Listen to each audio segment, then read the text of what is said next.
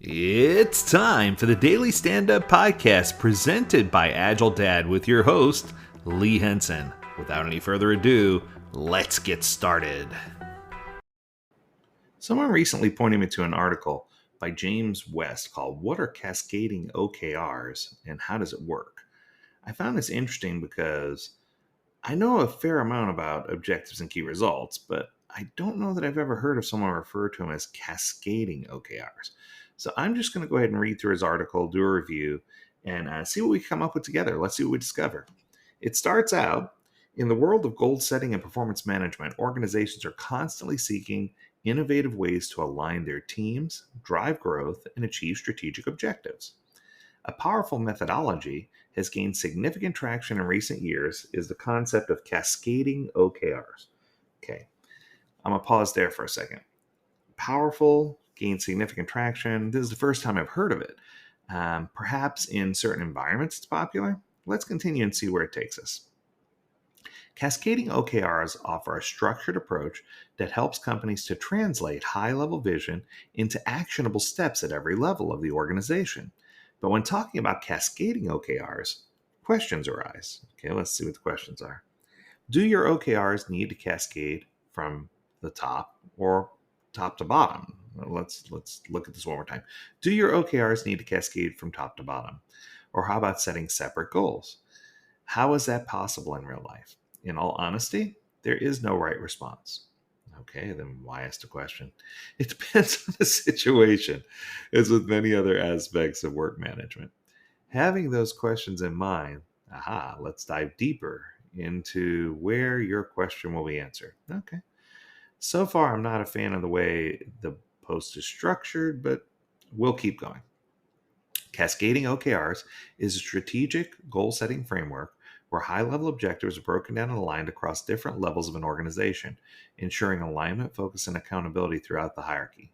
In the example, if a company's top level objective is to increase market share, cascading OKRs could include marketing team OKR.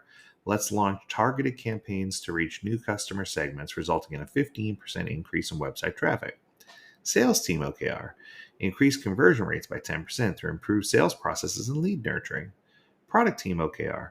Enhance user experience leading to a 20% increase in customer satisfaction scores. In this example, the company's top level objective is broken down into specific objectives for different departments, each with its own set of key results. The cascading approach ensures alignment and coordination across the organization to achieve the overarching goal of revenue growth. Okay, let's pause here. Now, I do believe this has been around forever. I don't know that I've ever called it cascading OKRs, but what I've called it is business alignment. And this has been around since the beginning of time. This is the whole need for organizations to have portfolio level management or governance over their projects and initiatives. This is the need for people to have governance and some type of release management, if you will, and coordination across the entire organization. So if we're going to use OKRs to do that, then I guess I'm kind of okay with what he's saying. Let's continue and see where he takes it. The concept of the cascading OKR involves breaking down high-level objectives into smaller, more specific objectives and key results, which are then further cascaded down to individual teams and people. So company level OKRs are top level OKRs. This starts the highest level of the organization, often with the executive team or senior leadership, defining the company's top level objective or goal. These objectives are typically ambitious and strategic, reflecting the organization's overall mission and vision. So this is taking the project's North Star and translating it into some type of goals. Okay, so far so good. How about department or team level OKRs? Once the company level OKRs are defined, then they cascade down to various departments, teams, and units within the organization. Each unit creates its own set of objectives that are aligned to contribute to the achievement of the top level.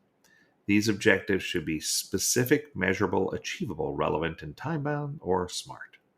Got it. Individual level OKRs. From the department or team level, individual contributors define their own OKRs that align with the team's objectives. These individual OKRs should directly support the team's objective and in turn contribute to the achievement of the company's overarching goals. Okay. So now that I see where this is going, this is just an interesting way to align or to blow up OKRs. I don't know if this person wrote a book about OKRs or if they just learned about them and they're excited, but this concept has been around for some time and it's been called many different things. I've heard it called strategic alignment or cross functional collaboration or proper allocation of people to systems and frameworks. It's the theory behind this has been around for a long time. This seems like it's another one of those things that's being reintroduced with a new title so that we could press forward and embrace it differently. So let's continue and see where we go. So, benefits of cascading OKRs. Cascading OKRs is a strategic approach that ensures alignment or synergy. I think this is the third or fourth time this has been said. You know what I'm starting to wonder? I'm going to say it low because I don't want to get anybody in trouble. I'm thinking this is sounding like ChatGPT more and more. It's just the same repetitive thing over and over again and not getting any meat. Let's see if it gets some meat here. Cascading OKRs is a strategic approach that ensures alignment and synergy throughout an organization's hierarchy. It involves systematic alignment of objectives and key results from top level leadership down to individual contributors or teams. This approach offers several benefits. If you're laughing now, I understand why. Fostering strategic alignment. Didn't I just say that a few minutes ago?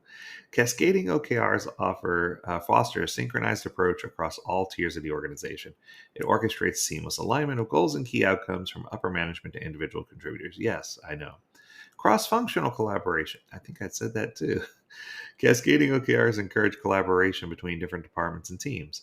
When objectives are interconnected, teams need to work together to achieve common goals, leading to improved cross-functional cooperation.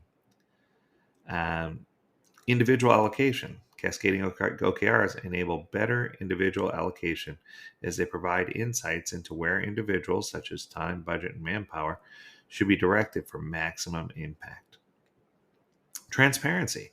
Cascading OKRs promote transparency by making goals and progress visible at all levels of the organization. I like that. It encourages openness and a collaborative environment. Love it. Learning and improvement. As objectives are cascaded, each teams and individuals can pick up tips and tricks from one another about how to do things best. Through this cross-learning, it provides the whole organization with an opportunity for innovation and continuous improvement. Let's pause there. I think that where we're going here is the whole concept of Agile Center of Excellence.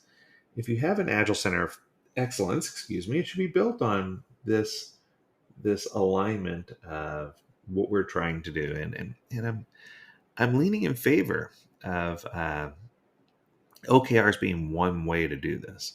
I don't know that it's the only way. I don't know that it's going to limit your ability to only do things a certain way, but I feel like OKRs certainly lend themselves very well to doing what they're trying to do. So the question becomes, how do you know if cascading OKRs are even right for you? And he lends it to a startup. He says, determining whether cascading OKRs are suitable for your company depends on various factors such as your organizational structure, goals, and management style. They can be beneficial for companies with clear hierarchies, as they allow for alignment of objectives from top leadership all the way down to individual teams, promoting a unified focus. However, it may not be ideal for all organizations, especially those that value flexibility and autonomy at all levels. There we go. I knew it was coming. Ultimately, the decision should be based on your company's specific needs and culture. So here we go. So now I can kind of wrap this up with my opinion. I don't even have to read the rest of the article. Anytime you're talking about limiting flexibility and autonomy for a group and using a tool to drive specific, measurable, targeted goals, I want to be clear. I am a fan of SMART goals. I am a fan of OKRs. But I think that when you use it to force a specific process or to force a specific way of doing things, when you're using it to break the backs of the people to align with the specific mission at hand and not allowing or not affording flexibility or autonomy, this is where you're really going to see me struggle. I feel like part of Agile is giving people that flexibility and giving people the autonomy to do what they need to do so that you can allow them to be innovative. I feel like if you keep going down this path, that it's easy to pick on people and say, hey, this isn't strategically aligned with where we're trying to go. And it makes it easy for people to say, have you checked the OKR? And it prevents people from being innovative. It prevents people from thinking outside the box. And it causes people to just say, okay, what does the OKR say I need to do? And I think it creates like a checklist mentality. Uh, well, I'm sure it gives you better alignment and I'm sure it gives you better transparency. I don't know that cascading OKRs are going to be the way that I would recommend. I think you're going to run into misalignment sometimes or narrow focus. Also, trying to plan all this and put it all together, all these cascading OKRs. I didn't get to this part of the story, but I'm sure it's time consuming. So, my thought is while this sounds like a good idea, and it sounds like, oh, yeah, it's something new and innovative, it sounds like to me you're just taking waterfall and breaking it down into goals and taking the goals and trying to align the goals from top to bottom. It sounds like you're trying to take some of the worst things from safe and some of the best things from waterfall and meld them together to create cascading OKRs. Just an opinion, but there it is. That's going to do it for today. I hope that you enjoyed this episode. If you have a topic you want us to discuss, learn more at agiledad.com. We'd love to hear from you. As always, we encourage you to stay healthy, stay well, and stay agile, my friends. Until next time, do take care.